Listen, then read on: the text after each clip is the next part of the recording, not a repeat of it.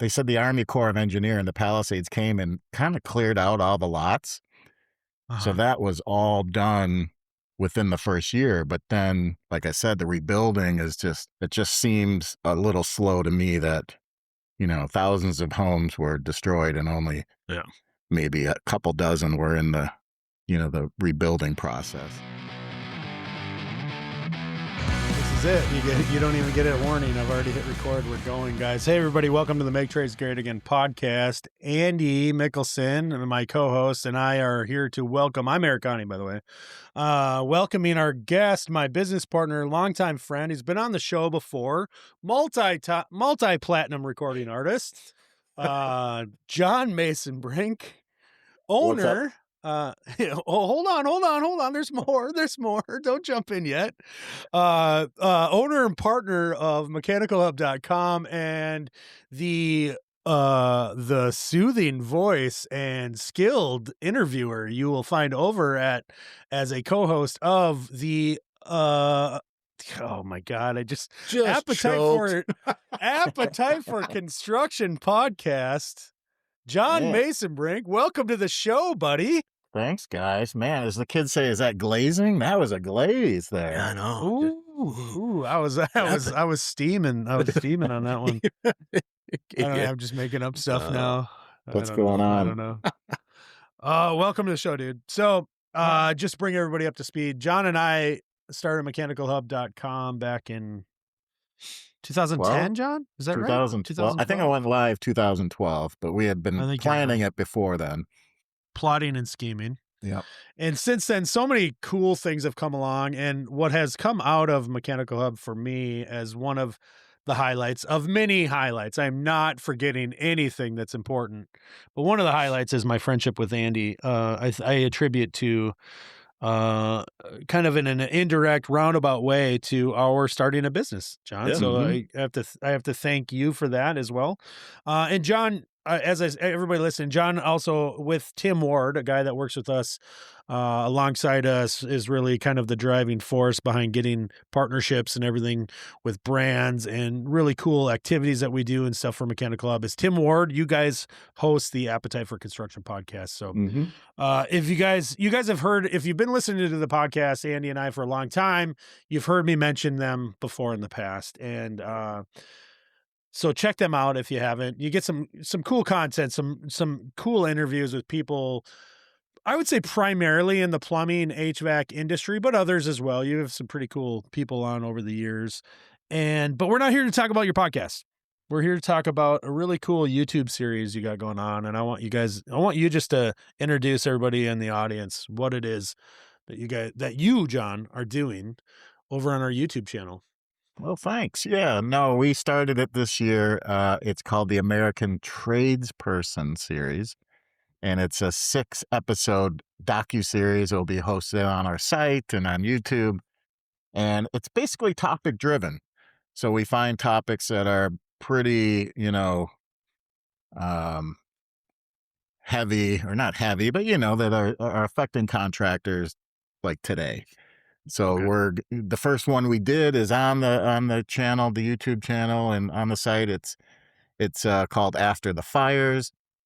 And After the Fires was we went out to the Palisades and Altadena, California, where 1 year after the fires ripped through there, we just wanted to see how the rebuilding process was. And I think in the Palisades alone, there were thousands of homes destroyed, and I think 13 had been rebuilt after a year of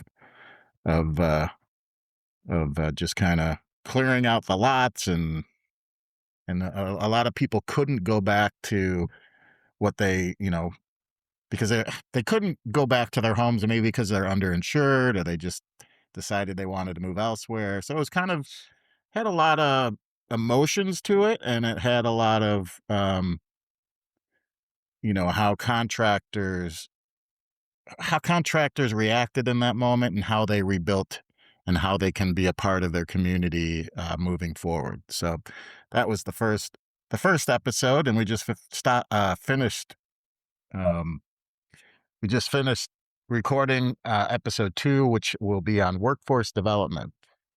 And so I know there's a lot of things that people are doing, a lot of a lot of creative, you know, organizations and programs that are going on across the country. But we took a little trip around the Midwest and the Rust Belt and visited about Yeah. 6 different places, and hopefully we have a great story to tell about workforce development. And yeah, so it's 6 episodes. We're still kind of working through the last three, and so yeah, it's fun. I like meeting with people on the road, and it's really cool.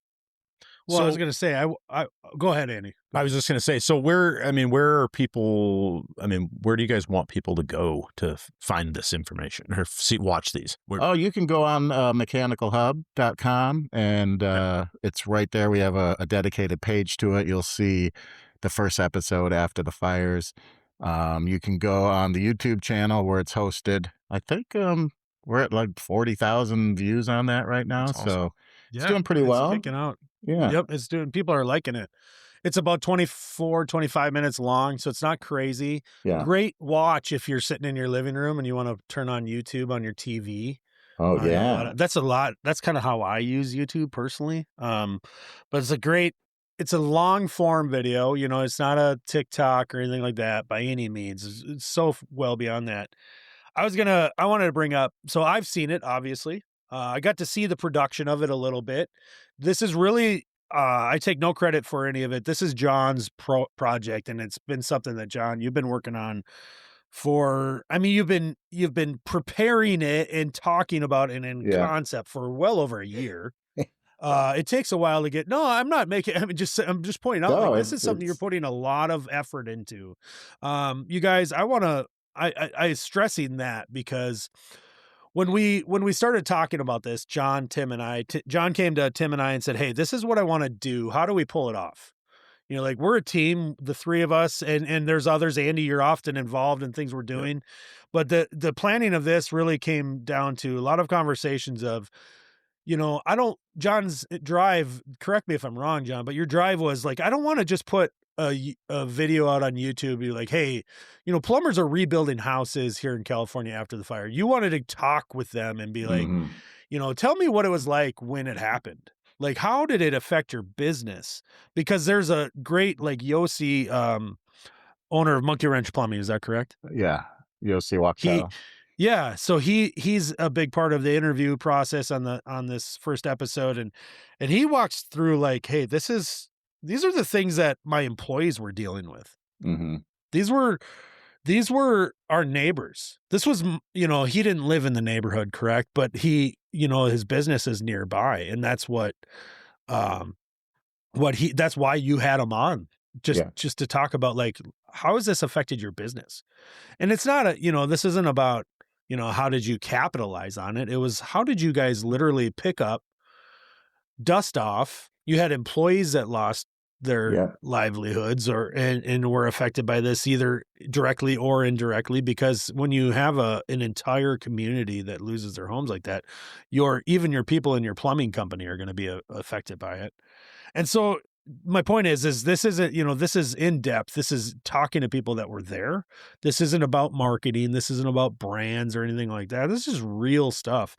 And it takes it well beyond the kind of content we get to share kind of every day with our phones and things like that. It's just like real. Well, and also, that's why I mean, want people to talk about it. I didn't want the first episode to be like an ambulance chasing episode where we're just like, oh, this is, you know, really a topical thing that's happening, you know, in California, and let's go take advantage of some people that, you know, were close to it. I didn't want that to be the case because, listen, we went to Altadena and talked to a builder and his wife, and they lived in the neighborhood, and their neighborhood is destroyed. Their house somehow still standing, but their neighbors were gone. You know, so they had a personal, you know, investment into the story, but I didn't want them to feel like I was just there to take advantage of that. But they expressed it. If you watch it, you'll see that it's pretty. You can see it weighs on them that, you know, this is part of their, you know, their neighborhood for the past, I don't know, 25 years. They said so. Right. Yeah. What was it like being there and just seeing, like, the remnants, like the bones, the skeleton of what It was was a pretty neighborhood at one it's time. pretty jarring, and what struck me the most is you'll be standing next to a fully intact house that was not affected by the fire, and next door there's an empty lot, and then the lot behind them is empty. There's all these houses that burned down, but there's some houses that just remain standing, and it depended, I guess, like, how the wind was blowing and the embers were blowing and just, Yeah. creating, a fire on a structure that didn't happen to hit, somebody's house. But yeah, I don't think we told this, but in the story, they said the Army Corps of Engineer and the Palisades came and kind of cleared out all the lots. So Uh-huh. that was all done within the first year. But then, like I said, the rebuilding is it's starting to pick up now, but it just seems a little slow to me that, thousands of homes were destroyed and only Yeah. maybe a couple dozen were in the rebuilding process.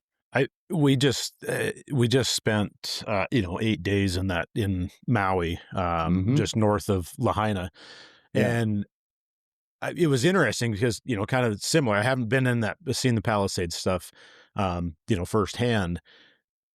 There's a shopping center kind of right down in the middle of that area that looks like it's been there, right? And Mhm. we were talking with I don't know, some people in the area, locals, and they're like, no, that's all new. That was rebuilt. That didn't exist prior. There was other stuff there. And I was asking the guy, I'm like, so what's, I hear this and I've never really studied to see what this area looked like. What's the dilemma? Like, what's the holdup on rebuilding Mhm. stuff? And he said, right now, for a residential building permit, the average wait time is 260 days. Oh, Wow. wow. So you can't, he goes, it's 260 days. And if you get a flag for, hey, this isn't approved, doesn't meet the architectural review or whatever the case is, try again. You're set back. Yeah. Right. And Yeah, he goes, just to get so approved is 260 days. yeah. Yeah. From the time that you submit a building permit application Yeah. to the time you get an approval, they're seeing an average of 260 days.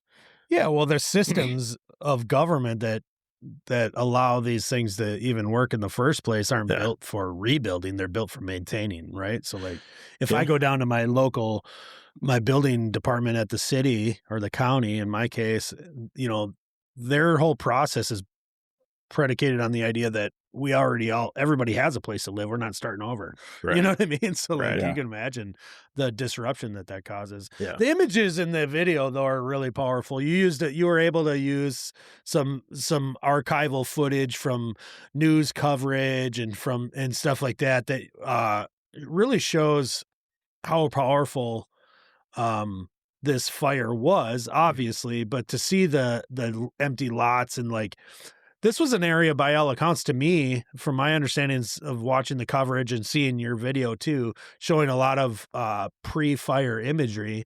Yep. Like this place was covered in trees, just like it was a lush, Right. it's California, Yeah. right? So like it's just got that tropical kind of landscape and vegetation, and then seeing the images of the cleanup and the empty lots and the construction that you guys are showing on screen. Mhm. Those trees are gone. I mean, there are trees, but Yeah. I mean they're either remnants of or just amazingly some of them survived, but so few. Like that Yeah. had to be just Yeah. had to give you a weird vibe, I would imagine. Interestingly enough, we did a podcast, which is live this week, with his name is Oscar Sosa, and he works with JFC Plumbing, one of the plumbing companies that took us in the Palisades on a job site. And he was like, it's California, there's fires all the time. There's earthquakes, there's, landslides, and it just makes you think like, God, how could this happen? I mean, it could happen again. It's a realistic Yeah. thought that this could happen all over again. It's just crazy.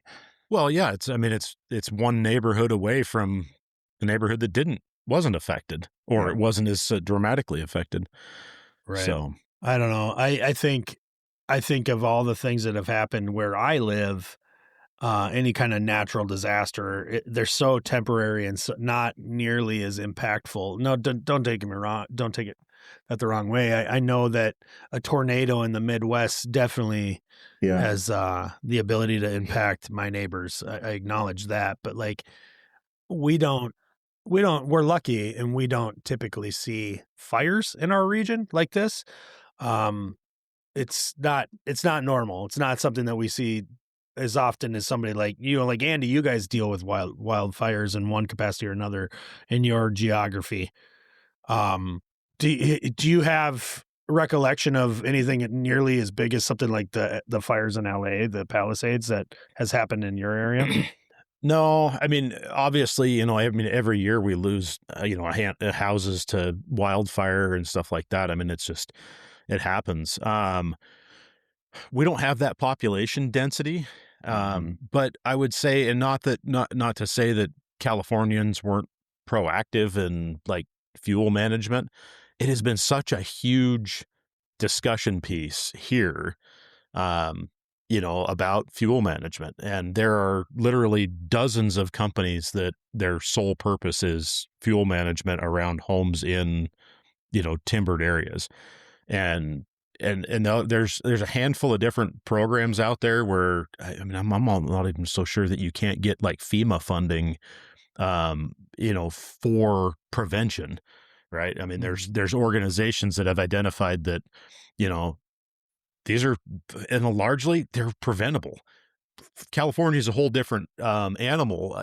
Here we don't grow vegetation in a year, right? Like this vegetation takes 15 years for that vegetation in Montana to get to the point where it's grown up around a home.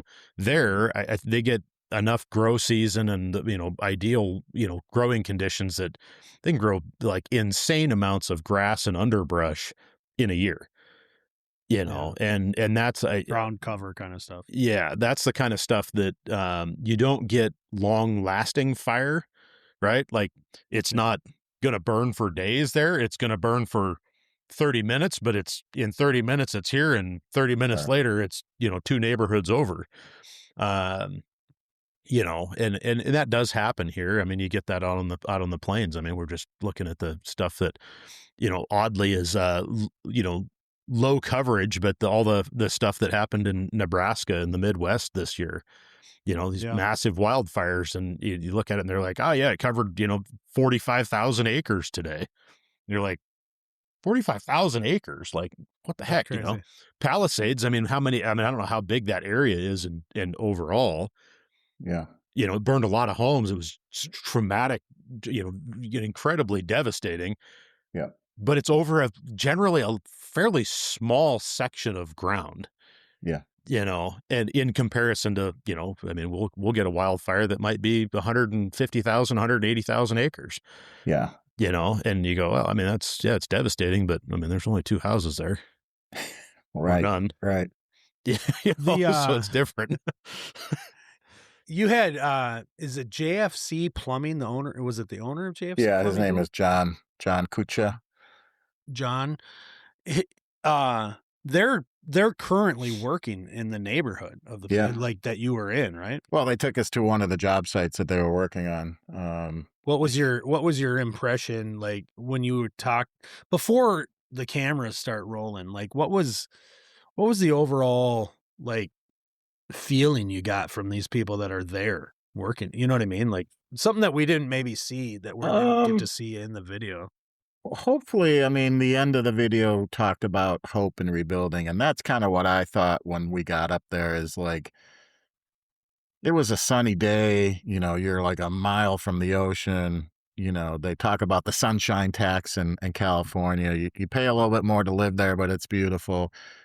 But for something that was as tragic as that, I felt like there was an underlying feeling of hope, like in rebuilding, and stuff was happening. People were moving. They were, putting in piping, and they were, cleaning. It was just a lot of stuff going on. It was just like a regular job site, So to see that happening after, like I said, it's kind of slow moving after a year, but this was moving at a normal pace. It was good to see. It was really nice to see that.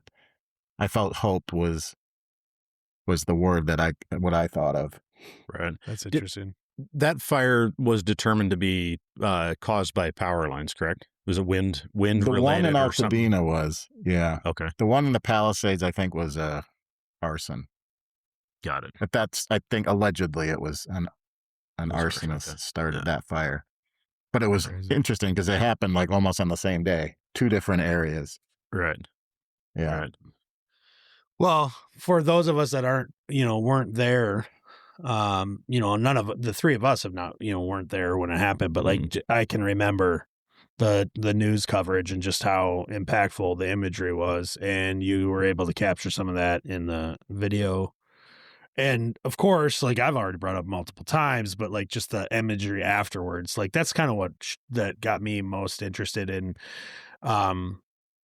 Like I wouldn't say, let me restate that. I think that's one of the things that kind of left an impact on me was just listening to the people in the video speaking, and you had some really great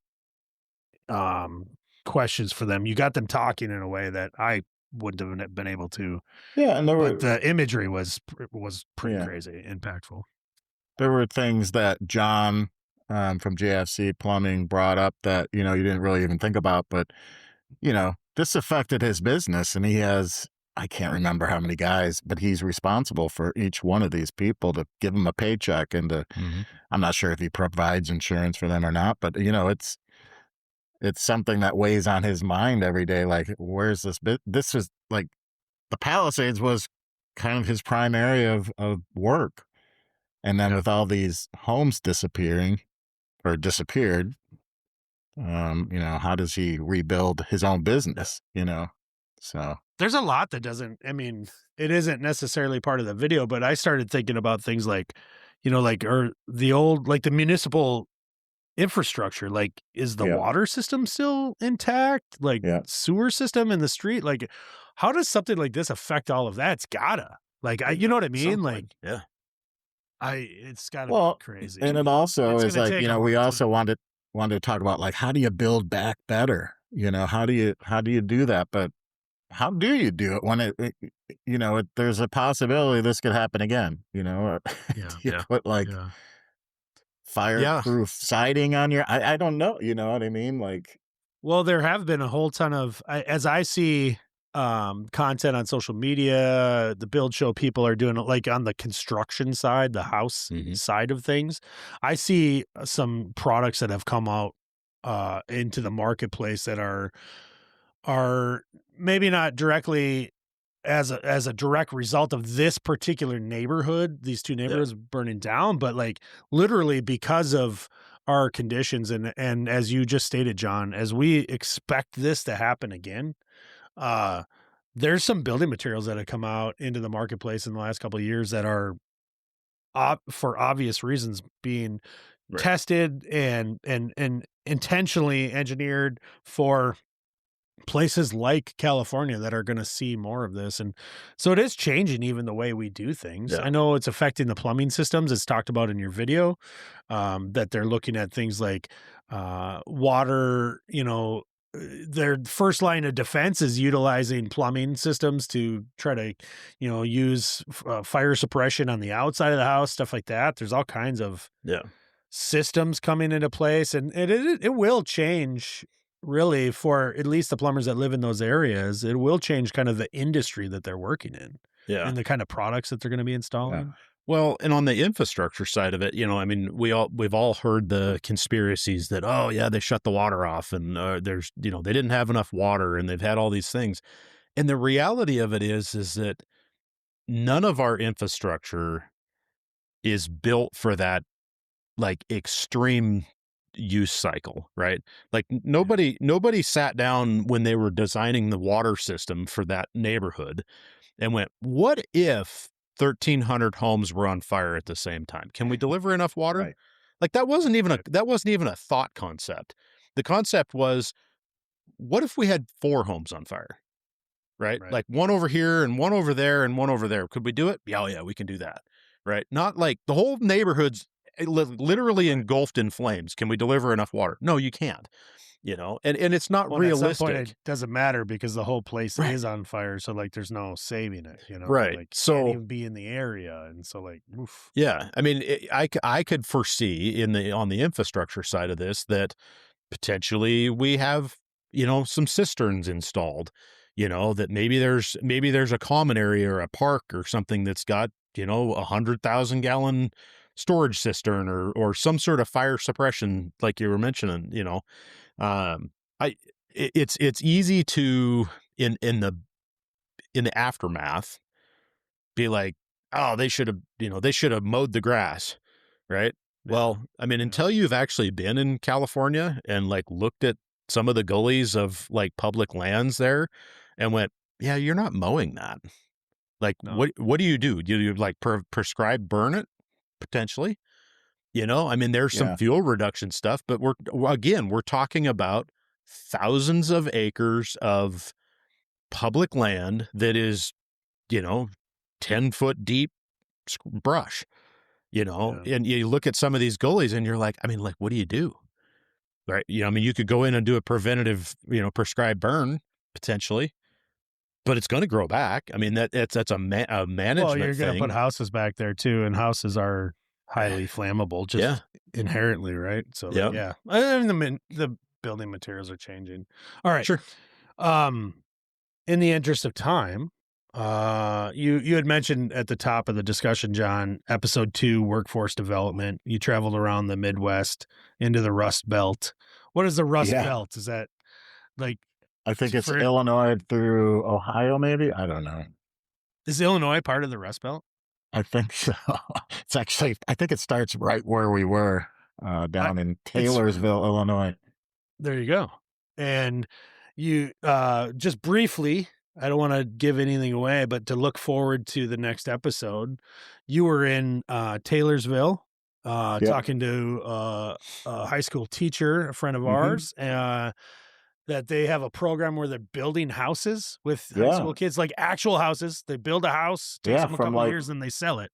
Yeah, from the foundation to the finishing touches to plumbing to electrical to you name it. They build the house for the whole year. I think they're there Yeah. for half a day each day, and And it not doesn't just a house either. I mean, Yeah. there's building science built into it. They're teaching these kids about stuff like water management and HVAC and electrical. And like these kids are really actually building a house, not just Yeah. some little thing either. Like Yeah. they're people move into this and they're very proud to own this. This is not a charity event. This is being sold, and so that the proceeds go back into the system, they can build another one. That's exactly right. That's Yeah. And so, I mean, just to give you an idea, what's coming up in this series, I think, is just to show you what's happening around the country. I mean, that's your intention. Yeah. I mean, obviously, we couldn't go everywhere in the country. Like I said, there's a lot of great things that people are doing and programs across the U.S., but we just kind of focused on the Midwest and took like a 4-day road trip across ended up in Cleveland, Ohio, and we visited a prison, or not a prison, but a jail in near Indianapolis, and talked about a program that they're teaching inmates plumbing and HVAC to some of the inmates. And we were surprised when we got there and they said, "Oh, we want you to interview 2 of the inmates that are in the program." I'm like, "Oh, great." And these 2 guys that we interviewed were fantastic. I can't tell you how good they were. And Really? so that was a pretty compelling piece of that story too. Yeah, and so we ended up near Cleveland at a training center that opened up. A supply house opened up a training center, and it's just, from hydronics to HVAC to controls to plumbing. I mean, it's really, really, I hate to say like state of the art or innovative, but it was pretty cool. Yeah. I can't wait to see it. It's the program at the school, the jail, all of that all together. You met a couple plumber friends along the way. We'll leave that as a mystery. You got to tune into episode 2. Just looking forward, and we'll kind of wrap up here. We're at 30-minute mark, but looking forward, what are the topics that you're going to touch on, that you're going to dive into as you go into episode 3, 4, 5, whatever? Just So give us a couple of episode 3, I know we're going to do giving back and being a part of the community. So we've talked to 3 or 4 contractors that are pretty active within their own community. And I wanted to kind of tell, I mean, when you're active in your community, it's good branding for your company. When people see that you're either given to you're sponsoring a baseball team or doing, they see that it's added branding for your company. But that's not the main point of it. It was just how these people, it's in their bloodline as a contractor to be a part of the community and give back and just be philanthropic on that point. Next topic would be mental health. And it's going to be a heavy one, I'm sure. Yeah. And then, we're still kind of debating the next topics, but one of them was alternative fuel uses. We did visit SoCal Gas in California, so there's some information there about a hybrid, water heating with natural gas and hydrogen fuel. So that's kind of interesting. And we took a tour there and talked to some people there. So that's on the schedule. So a lot of good stuff that, when I talk about alternative fuel use, you talk about natural gas bans in certain states, and you talk about sustainability and lowering carbon footprints and that thing. I think that's going to be a good one too. So. Yeah, there's a lot of stuff all over the country that doesn't get a lot of coverage. Alternative fuels, like you said, hydrogen in place of things like natural gas or solar. I mean, you get outside of the plumbing HVAC world, you come to the Midwest here, and probably everywhere. I don't know this to not be true, but in the Midwest, I've talked with Andy about this. The amount of solar farms there are, PV, is now starting to rival the amount of cropland that was once dominating the entire landscape of, let's say, in my case, Minnesota. And so I can within 20 minutes bring you to a solar farm here that is miles long, and so although not, it is American tradespeople building that kind of stuff, but it's happening. There's all kinds of cool stuff happening all over the country. And I can't wait to, as you start start planning and putting together the pieces that are going to bring that episode 4, 5, 6 together. I can't wait to see what it's interesting too, is, on our travels through the Midwest, and even, when I go up into Wisconsin, there's, you drive past, it looks like there's a construction site and it's miles long. And I'm like, what is going on there? And it's data centers. They're building these data centers. And I think that might be like the 6th topic, because it's just, with AI. Ever present. Yeah. And it only helps the tradespeople that are going to be working on these data centers. So maybe that's something it does. It's a controversial topic for many, I know. It's tough, we want the jobs, but we also live in the community that are affected by these particular buildings. And we're not even fully sure the impact that they're going to have on our environment, on our daily lives. Yeah. And are the jobs only temporary? There's a lot to talk about there. Yeah. Well, I want to, Andy, unless I'm not holding you back. I'm not stopping you. No, we're good. Not standing on my tongue. I want to wrap it up. Yeah. I want to thank you, John, for coming on. I want to remind everybody, if you've got you want to learn more about this, hit up John over on the socials. You can find John's social media. It's at Plumbing Perspective. Spell it out, Plumbing Perspective, and you can find him on Instagram, YouTube, of course, through Mechanical Hub as well. John is to credit the content that gets put on the site, the original content. John has been a long time writer and publisher and editor and you name it, all the hats through the journalism field when it comes to trade media. And John is the one that's putting out that really good content that's on our website, mechanicalhub.com. So find him there and on the socials, and of course the podcast Appetite for Construction. Cool. Check Well, out thanks, our guys. and of course, one more thing, you got to subscribe to the YouTube channel. You see these videos as they come out because they're spread out a little bit. They're not happening every week. You know, this is a project that's we estimated was going to take the rest of 2026, and I'm not sure when the last episode will go out, but you know, you're working on number 2 right now of 6. Yeah. And I also wanted to shout out to our videographer. She Mercedes is her name. She does a fantastic. She put the first one together. Just really, really well done, professionally shot, putting all the pieces together. Yep. She put up with my, you know, my ass for a week in a car in the Midwest. So she's just great. So I just got to give her props too. We do credit her in the videos, of course, and cool person as well. Don't tell anybody her last name. We don't want anybody hiring her out from under us. That's right. Maybe that's not even her name. I was just gonna say maybe that's her, you know, alias Maybe name. that's not her name.